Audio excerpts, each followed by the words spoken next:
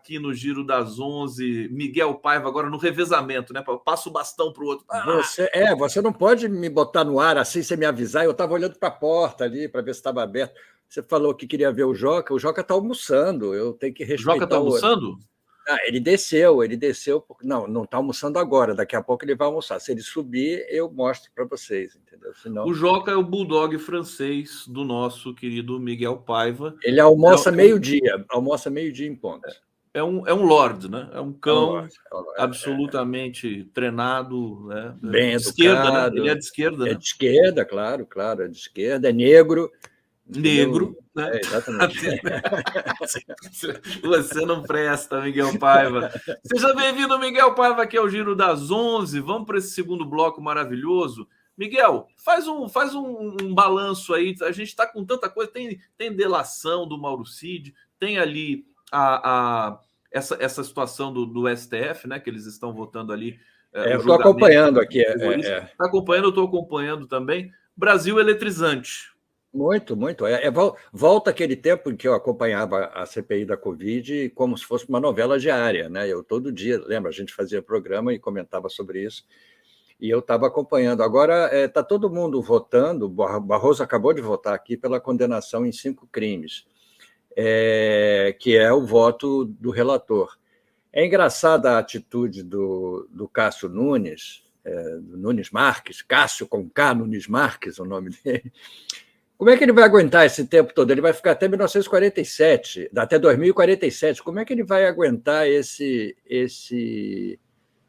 período todo sendo talvez o único, porque o André Barroso está com... O André Mendonça está com um voto assim, um pouco mais comedido, digamos assim. Entendeu? Eu não vi o que o André Mendonça votou aqui. O André Mendonça condenou a 7 anos e 11 meses, ou seja, 8 anos. Ele diminuiu aí as penas em relação ao patrimônio, etc., e ele não considerou os 2 crimes, a ameaça ao Estado de Direito e golpe de Estado. Ele acha que uma coisa está ligada à outra, seria um crime só. Eu acho que é absolutamente discutível, quer dizer, e discutir isso com Alexandre de Moraes é um pouco perda de tempo, porque Alexandre de Moraes, além de ser uma pessoa esclarecido, ele sabe tudo sobre lei, né? Então, se ele votou isso, é porque realmente ele cabe a ameaça ao Estado de Direito e a tentativa de golpe de Estado. É óbvio que cabe. Entendeu? Então, é por isso que a pena dele foi um pouco menor, mas ele condenou. E o Gilmar Mendes bateu boca com ele, e o Alexandre de Moraes pediu que ele se desculpasse, retirasse uma acusação. Agora há pouco, né? Foi um certo, elegante bate-boca, digamos assim. A gente estava até com saudade de uns bate-bocas bons ali do STF, né? Que diverte a patuleia aqui. A gente merece também um pouquinho dessa tensão descontraída. O que eu percebo é que o Nunes Marques está sendo colocado literalmente para escanteio, entendeu? O voto dele vai ser sempre considerado um voto voto marginal. Marginal, exatamente. O André Mendonça ainda pode. Agora, Miguel, dada a psicologia do STF, aliás, o STF está fazendo um trabalho, né, que a gente está apreciando, os setores democráticos, mas eu gostaria de não esquecer que o STF foi responsável também pela derrocada da democracia no Brasil. Né? As pessoas costumam esquecer isso. Eu acho que o STF pode... Inclusive, os votos do Toffoli, os últimos, né? As decisões que ele deu com relação à leniência da Odebrecht. E tem mais uma outra coisa que foi decisão dele.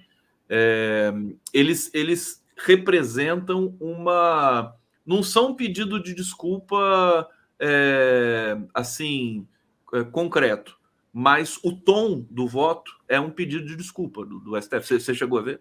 Cheguei a ver e concordo, eu acho que é isso mesmo. Ainda tem muitas coisas nesse país, que é um país assolado pelo psicologismo, por tudo mais. A gente precisa entender, às vezes, por que certas instituições fazem certas coisas. Não dá para você explicar só à luz da política ou à luz da lógica, entendeu? A gente precisa entender Por que o STF se comportou desse jeito, junto com toda a elite brasileira? É estranho. Precisa se analisar o que tem aí de preconceito, o que tem aí de perseguição ao Lula, o que tem de não aceitar um ex-metalúrgico como presidente da República. Enfim, tem toda uma série de defeitos da elite brasileira que precisam vir à tona para que a gente entenda exatamente qual foi e por que o STF se comportou desse jeito. Porque ele, no mínimo, eu não quero que o STF seja progressista, nem seja de esquerda, eu quero que o STF cumpra o seu papel, que é proteger a Constituição. Entendeu? Então, ainda vamos saber um dia o que aconteceu. Mas tem tanta coisa para a gente saber que esse primeiro mandato do Lula, e eu espero que haja um segundo, esse primeiro mandato do Lula vai gastar o tempo todo tentando descobrir o que houve. Entendeu? Ô, Miguel, o pessoal está aqui pedindo para ver essa tensão do STF agora há pouco, e eu busquei o vídeo. Vamos assistir junto isso aqui para ver o que rolou de fato lá? A Excelência entrou. Nesse caso, as investigações demonstram claramente o porquê houve essa facilidade. 5 coronéis comandantes da PM estão presos, exatamente porque desde o final das eleições se comunicavam por zap, dizendo exatamente que iriam preparar uma forma de, havendo manifestação, a polícia militar não reagir. Então, claramente, a polícia militar, eu também fui ministro da Justiça e sabemos nós dois, que o ministro da Justiça não pode utilizar a Força Nacional se não houver autorização do governo do Distrito Federal, porque isso fere o princípio federal. Não em relação aos prédios federais. Mas não em relação à Praça dos Três Poderes. Mas em relação às edificações federais, ele pode e deve com fazer. todo respeito, Vossa Excelência, querer falar que a culpa do 8 de janeiro foi do ministro da Justiça... Vossa Excelência que está dizendo isso. É um absurdo. Vossa Excelência que está dizendo isso. 5 comandantes estão presos... Muito embora eu queria e o Brasil quer ver esses vídeos do Ministério da Justiça. O ex-ministro da Justiça, que sucedeu Vossa Excelência, fugiu para os Estados Unidos, Eu sou advogado de ninguém e jogou o celular dele no lixo. Eu não sou advogado e foi preso. E agora Vossa Excelência Vossa Excelência vem no plenário do Supremo Tribunal Federal, que foi destruído, para dizer que houve uma conspiração do governo contra o próprio governo. Tenha dó. Não coloque palavras na minha boca. Tenha dó. Não coloque palavras na minha boca. Gente, tô bege. Eu tô cinza, a cor do terno do Alexandre de Moraes. Coisa fantástica. O Alexandre de Moraes botou o André Mendonça para correr. E esse aí foi porque teve o do Gilmar Mendes. Gilmar Mendes bateu boca, aqueles lábios dele lá, ele bateu bastante contra o André Mendonça também, entendeu? Não pode, o André Mendonça fica com esse jeitinho dele evangélico, terrivelmente evangélico, fica com esse jeitinho de passar. Não passa. Em cima do Alexandre, o Alexandre de Moraes está, desculpe, termo usado, inclusive quase usado pelo Alexandre de Moraes, puto da vida com essa história. Entendeu? É termo técnico, né? Termo técnico. Agora é termo técnico, porque já foi usado até no Supremo. Porque não dá para você passar pano em cima dessa história, gente, com esses vídeos todos. Pelo amor de Deus, entendeu? O André Mendonça tentando dar a entender que o Flávio Dino foi culpado, né? Vai tomar um rabo de arraia ali no STF. E a PM ainda quero ver, não sei o quê. A PM está, como disse o Alexandre de Moraes, os comandantes estão presos, gente. Pelo amor de Deus, está mais do que claro que houve leniência deles em relação ao 8 de janeiro. O Miguel Paiva vai ter charge sobre isso, né? O Alexandre de Moraes machucou o André Mendonça. Falou assim, quando o que ele falou, né? Foi para os Estados Unidos e perdeu seu sucessor, exatamente, seu sucessor fugiu para os Estados Unidos. Nossa, isso foi terrível. Olha, gente, fantástico aqui a nossa semana promete, né? Nem está na metade e já tem emoções para tudo que é lado. O Miguel Paiva, vamos trazer... Agora o Fux. O Barroso pede 10 anos de reclusão e 1 ano e meio de detenção. Então, havendo uma média ali, vai acabar ficando nos 12 anos e tal, porque eu acho que eles tiram uma média, né, da condenação pedida. Deixa eu até colocar o Fux aqui, porque eu vou agora tratar de um assunto muito sério com o Miguel Paiva. Que é a peruca do Fux. O Aroeira disse que o Fux usa peruca. Mas como é que o cabelo dele fica branco, vai ficando branco? É peruca reciclável? Como é que é isso aí? Você pode... A gente não viu ele ficando branco. A gente viu ele já branco. Já branco. Não, mas antes era mais escurinho o cabelo dele. Era mais escuro, agora ficou branco. Quer dizer, a peruca dele, apesar de deve ser uma peruca cara, bem feita e tudo, tem cara de peruca, não há dúvida, entendeu? Mas ela ficou muito branca agora. Vamos tomar cuidado aqui, porque o Fux não gosta, né? Ele não gosta. Já, inclusive, processou o Aroeira. Eu não estou dizendo que o Fux usa peruca. Eu estou dizendo que parece uma debatendo. Debatendo.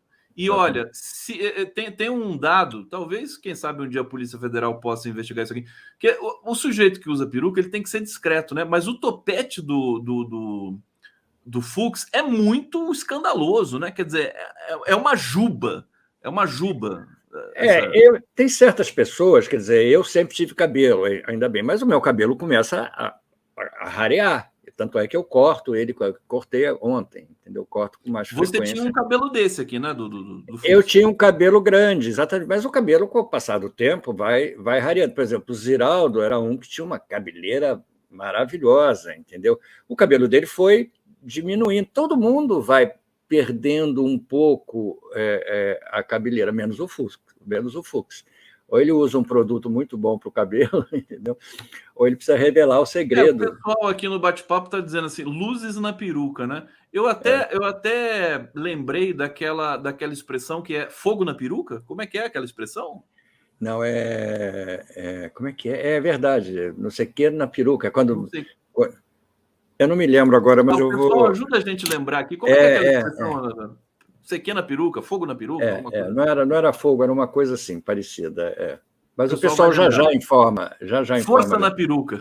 Força na peruca. Força na peruca. E o que quer dizer força na peruca? É uma expressão que eu acho que vem do universo gay, teatral, entendeu? Que dizia assim, quando você tinha que fazer alguma coisa com vigor e tal, e determinação, dizer força na peruca, entendeu? Então, verdade.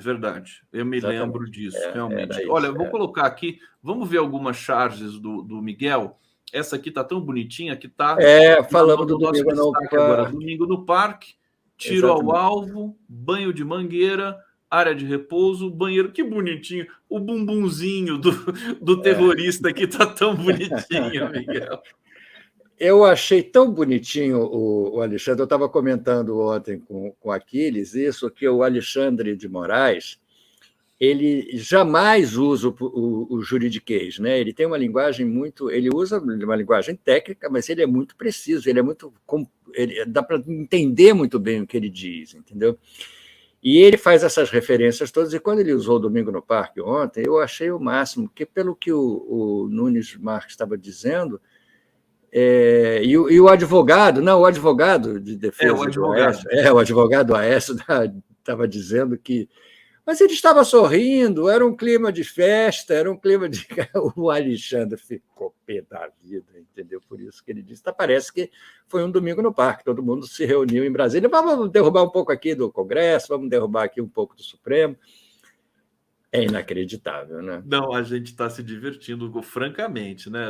A vida não é fácil, mas a gente tem elementos, o Brasil, uma grande caricatura de si próprio. Agora, o Miguel, quando o Alexandre de Moraes fala isso, né? Fala, não, o sujeito vai lá, pega um ticket, entra na fila... Né? Vai quebrar o Disney, no Hop vai quebrar o Supremo, exatamente, no Hop Hari ele falou na Disney. A ideia é fantástica, né? Daqui a pouco o Beto Carreiro World vai fazer lá, invada o Planalto. Invada seu Congresso. Vai fazer a Disney pode fazer uma reprodução, porque a Disney faz isso em Brasília. Aquele negócio que eles fazem dos filmes lá do Caçador da Arca Perdida, não sei o quê, não sei o quê, Tubarão, não sei o quê. Eu sou do velho tempo, né? Eu sou do tempo que esses eram os filmes que a Disney fazia. Hoje tem filme que eu nem sei. Fazer de Brasília, Congresso, Supremo, Palácio do Planalto. Aí você entra e assiste o Domingo no Parque, lá, tocando a música do Gilberto Gil, é evidente. Ô, Miguel Paiva, que ninguém nos ouça, eu queria saber de você agora sobre a mini-reforma. De mini-reforma em mini-reforma a gente vai longe, né? A mini-reforma ministerial. Ontem o Lula deu posse para o Fufuca, para o Silvio Costa e transferiu o Márcio França do Portos e Aeroportos para um novo Ministério do Empreendedorismo e tudo mais. Foi uma cerimônia fechada, discreta, né? Para, acho que não chamar muito atenção. Claro, pelo amor de Deus. Que você... A gente está conversando, o Aldo Fornazieri esteve aqui ontem e ele fez uma reflexão muito, muito interessante sobre essa questão do presidencialismo de coalizão. Né? Presidencialismo de coalizão não é mais. É claro que não é mais, é uma outra coisa que a gente está experimentando. Acho que não tem nome ainda, né? Porque a oposição faz parte do governo. É uma situação, acho que quase inédita. Né? Eu achei interessante, achei bacana isso. O que você acha? Claro. Eu acho isso, eu concordo. É engraçado porque o Lula está inaugurando, já tentou um pouco no passado, mas está inaugurando agora, essa tentativa de governo, digamos assim, pulverizado, né, nesses partidos todos. Mas se você for ver bem, o governo Lula não está tomando nenhuma atitude tão severamente reprovável, que você tem a dizer, não, o Lula agora deu uma guinada para a direita, não, Lula... Não há. Ele está compondo com quem aceita também as colocações que ele faz. Não é simplesmente uma entrega de poder, é uma divisão racional de poder, digamos assim, em setores em que o que importa para ele está sendo mantido, e eu espero que continue. Então, eu acho que a nossa vigilância é que, para certas coisas, continue sendo mantido o posicionamento dele. Em relação às questões de gênero, em relação às questões de representatividade no governo, nos ministérios, ele tem que tentar manter isso na medida do possível, e para isso a gente conta com a Janja. Para a política econômica, para o Brasil retomar o seu posicionamento no mundo e para que a fome seja definitivamente extinta. Se ele conseguir fazer isso, mantendo o nível de trabalho, de emprego, de salário, que a picanha diminua de preço e tudo mais, eu acho que para esse primeiro mandato ele consegue manter a aceitação, tanto é que a aceitação dele a aprovação está aumentando. Sobe o tempo todo. Exatamente. Então, isso é um sintoma, isso é um termômetro do que está acontecendo. E para isso estamos aqui vigilantes e continuaremos no nosso papel de vigilância para não deixar que o barco afunde. É evidente, entendeu? Agora, quem conhece alguém que saiba negociar politicamente melhor do que o Lula? Eu não conheço. Ele deu um show em todo mundo aqui. A gente se perguntava, né? Nossa, mas está demorando muito para fazer, para nomear e não sei o quê. E no fim nomeou. E eu acho que ficou esse arranjo que me parece mais democrático ainda do que o presidencialismo de coalizão. A oposição ajuda a governar, ganha o ministério, né? Recebe, negocia. O partido vai votar junto com o governo quando achar que tem que votar, vai votar contra quando achar que tem que votar e vamos tocar o barco. Acho que é democrático.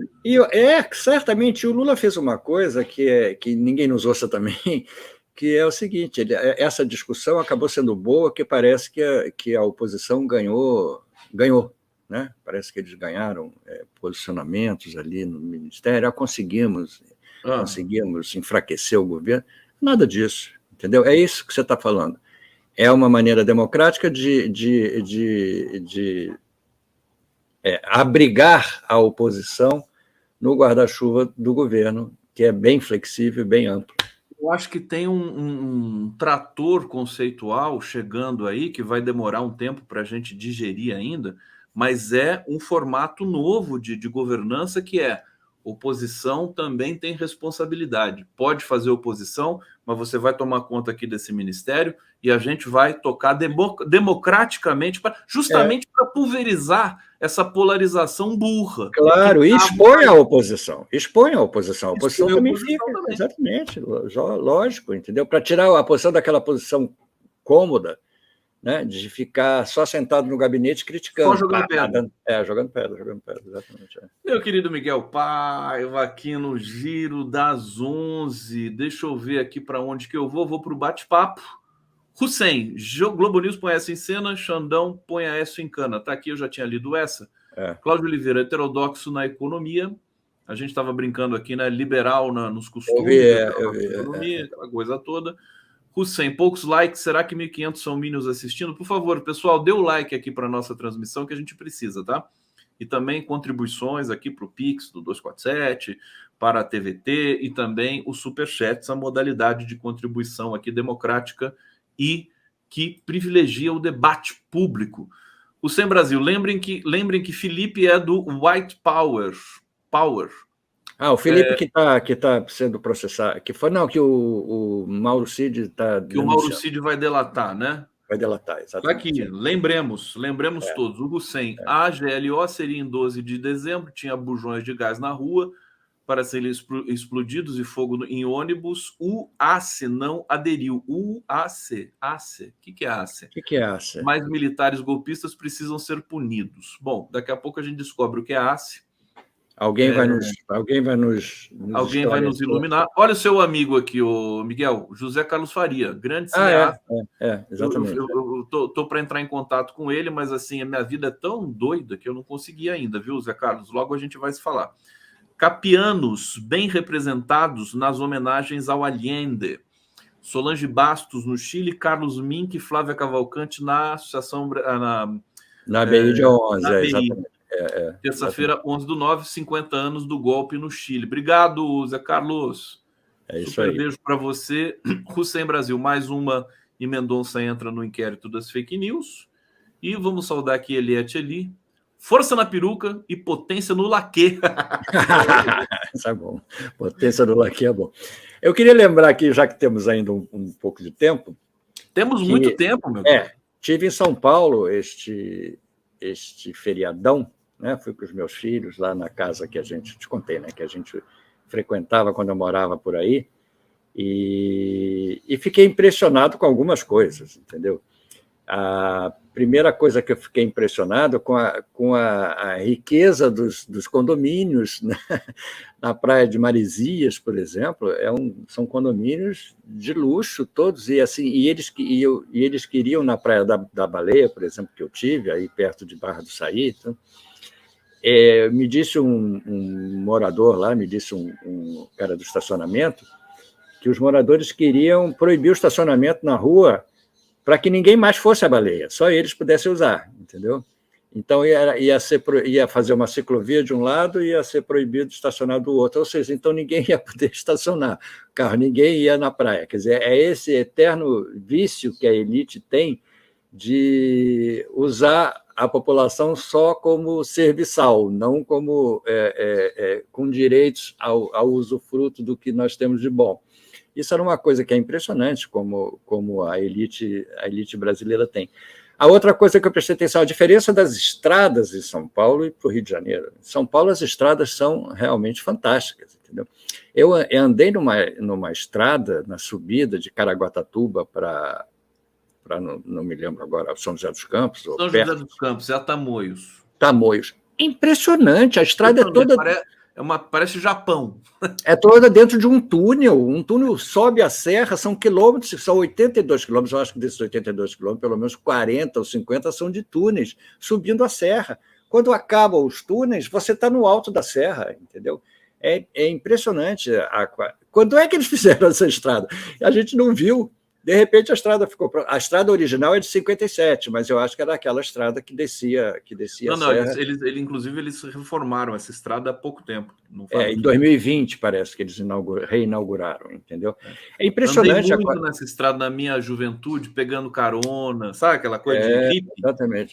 Eu passei muito por ali. Eu já tinha usado uma vez a antiga Tamoios, descendo de São José dos Campos para as praias ali, uma vez, há muitos anos. Uma estrada que é linda, que não é tão boa, mas ela tem esse charme de ser uma estradinha mais estreita, tudo, é Ubatuba, Taubaté. Exatamente. Ubatuba, essa eu não fui, que leva para Paraty. Leva para Paraty. Leva para Paraty. É bonitinha, mas ela é um pouquinho perigosa. Ô, Miguel, deixa eu só falar para o público aqui, porque quando vem o Miguel aqui no Giro, o pessoal, né, a gente descontrai mais. Assim, todos nós que falamos de política, né, tão a sério, eu com alguma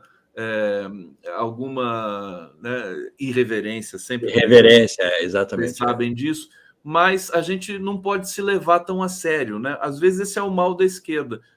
Não pode se levar tão a sério. A gente tem que falar de temas também que são bobos. Peruca. Qual que é o problema de falar de peruca? Da vida. Agora a gente informa que o STF formou maioria para condenar o Aécio. Não. Exatamente. A gente vai falar agora, notícia urgente, que o STF acaba de formar maioria para condenação de réu por 2 crimes no 8 de janeiro.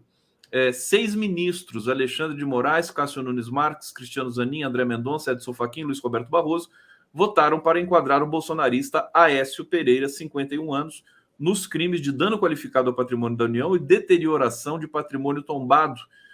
São votos que são diferentes entre si, né? O Alexandre de Moraes pede 17 anos, o Zanin pede 15, o Cássio Nunes pede 2 anos e tal, mas todos condenaram. E isso é um fato.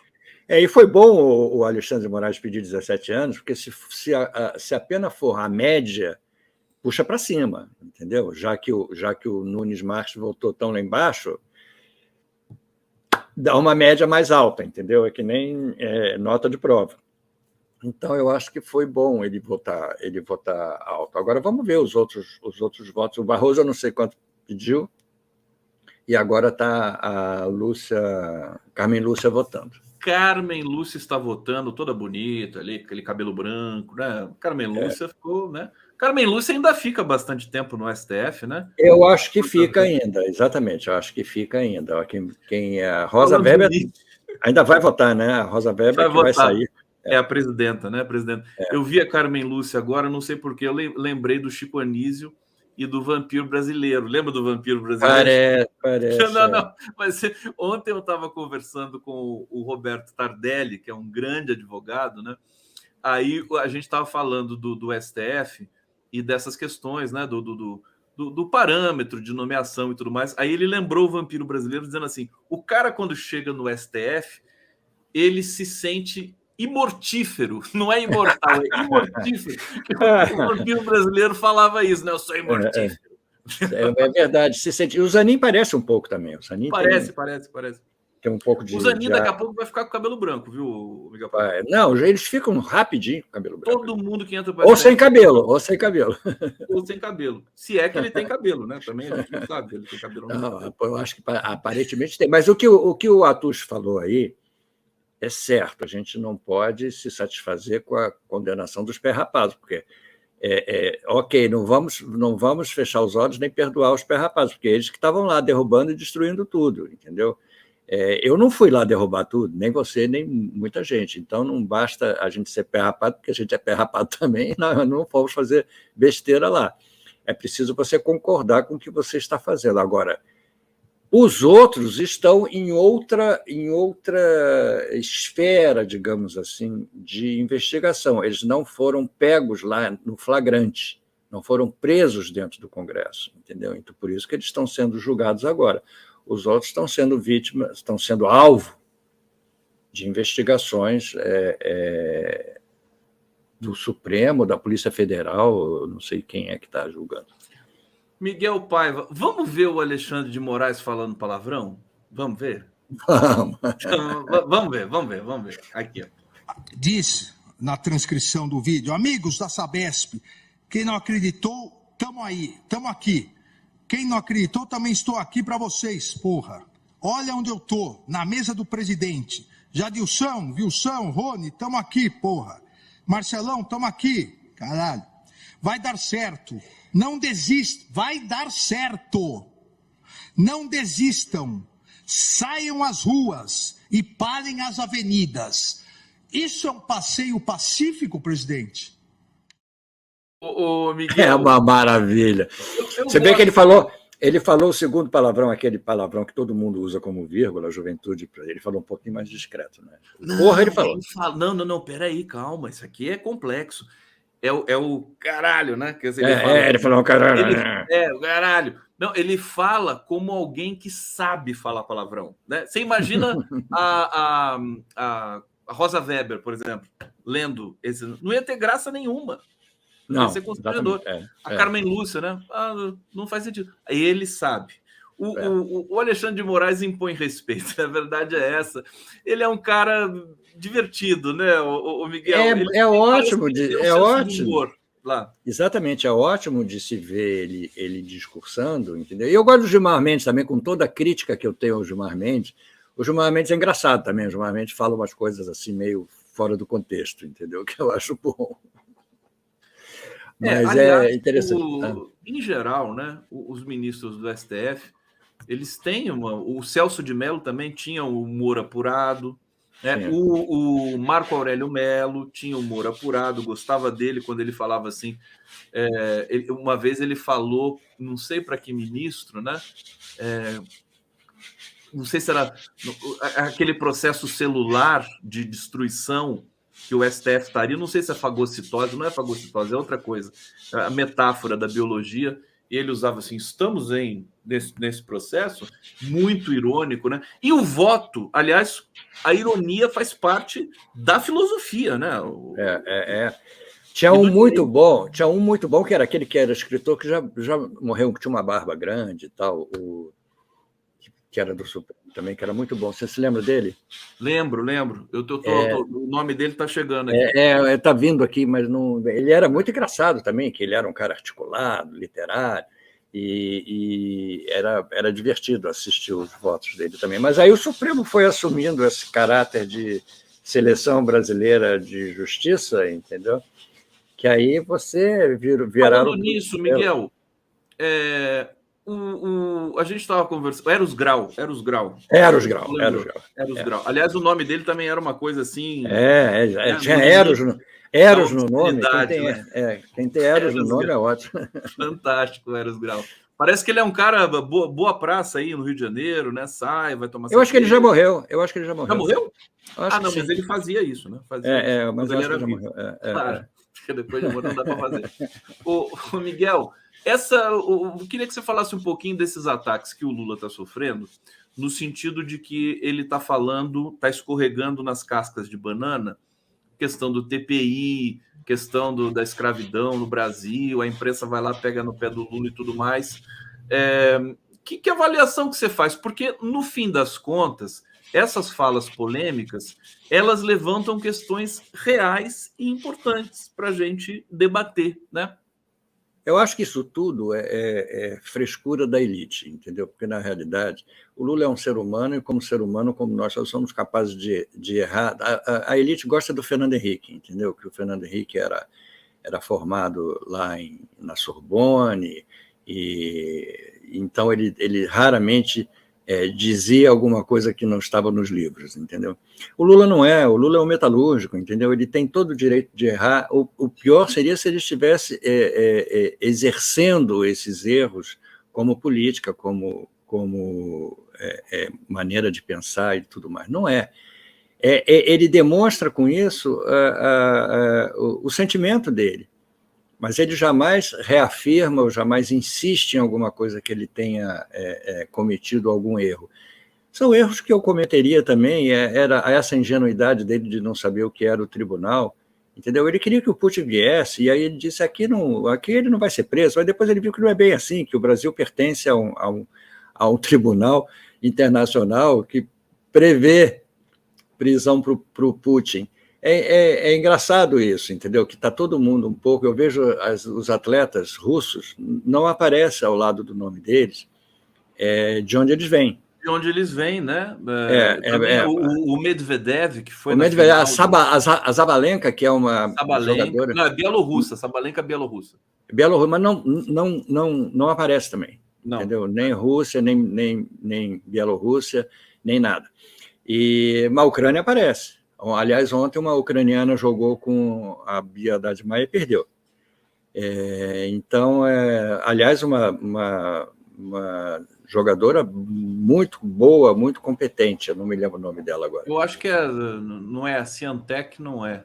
Não, eu não me lembro o nome daquele. É uma ucraniana fantástica, realmente. Jogou muito. Você viu também que o Zelensky, a popularidade dele está despencando na Ucrânia, ele está sendo associado à corrupção também, que nem os militares aqui no Brasil.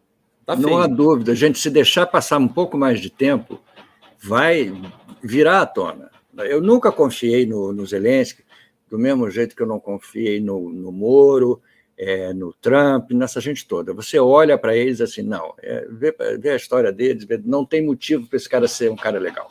Aí quando eu vejo seus amigos de Hollywood, Harrison Ford, né? Que você foi amigo do... foi conheci. Brad Pitt, né? Não, Brad Pitt não. O Leonardo DiCaprio, né? Dizendo assim, não, Zelensky é uma grande liderança e tudo mais. Dá uma peninha deles, né? Eles não sabem nada, eles são quase que ignorantes nesse aspecto, entendeu? Então eles estão muito preocupados em gastar a fortuna deles, estão certo, né? O Leonardo DiCaprio até foi útil contra o Bolsonaro e tudo mais, andou dando opiniões aí. Então, tudo bem, deixa ele lá, ele está cumprindo o papel dele de ser um astro ignorante. Ô, Miguel Paiva, vamos aqui para a última charge tua, a segunda e última, deixa eu colocar aqui. Eu fiquei impressionado com essa história desse brasileiro. Eu fiquei muito da prisão dos Estados Unidos, e você trouxe aqui à tona. Ele tem um rosto, e você fez uma caricatura aqui muito próxima, né? Ele muda muito o rosto dele. Ele tem uma capacidade, como todo bandido profissional fugitivo, ele tem uma capacidade de mudar a face dele. Uma hora ele está de cabelo comprido, uma hora ele está de barba, outra hora ele está de capuz. Não dá para você realmente persegui-lo pela identificação do rosto dele. Ele é muito difícil de identificar. Agora, eu fiquei sabendo ontem que ele tem 1,5 metro, o que facilita muito ele se esconder. Agora, eu não sabia ali que 1,5 metro era suficiente para ele subir aquela torre, entendeu? Talvez tenha sido específico para ele, né? Porque tem que ter o tamanho certinho ali, né? Ou então ele... Você já subiu parede daquele jeito, Miguel? Já, na minha infância já. Peraí, só um instantinho, que você está te incomodando? Não, é que a gente já está terminando também, então a gente está... Tem uma pessoa aqui lixando aqui a lixando. Deixa eu trazer já o Marcelo Alves. Grande Marcelo. Marcelo, você e Miguel Paiva, essa dupla do barulho aí. Como é que você está? Você trouxe o Marcelo de surpresa também. Você viu que ele estava olhando para cima? Não, eu estava olhando a minha tela ali, que eu tenho uma outra tela. Eu estou olhando atrasadamente para poder comentar com vocês o pronunciamento do André Mendonça. O julgamento já está lá na frente, mas o André Mendonça veio com uma tese meio bolsonarista de que houve facilitação do governo para que houvesse a invasão do Palácio do Planalto. Exatamente, e o Alexandre de Moraes ficou... Exatamente. Houve um choque com o Alexandre de Moraes. Marcelo, Miguel, vou liberar você, meu querido, para você poder fazer suas... Se ele quiser continuar no papo, a gente pode... Não, eu preciso ir. Eu tô na minha hora aqui, eu tenho... preciso ir. Deixe-me ir, preciso andar por aí, a procurar. Vim para não chorar. Se alguém por me perguntar, diga que eu só vou voltar depois que eu me encontrar. Aí, maravilha. Maravilha. Beijo, Miguelito. Beijo para todos. Tchau, Marcelo. Tchau, Conde. Tchau, Miguel. Prazer revê-lo.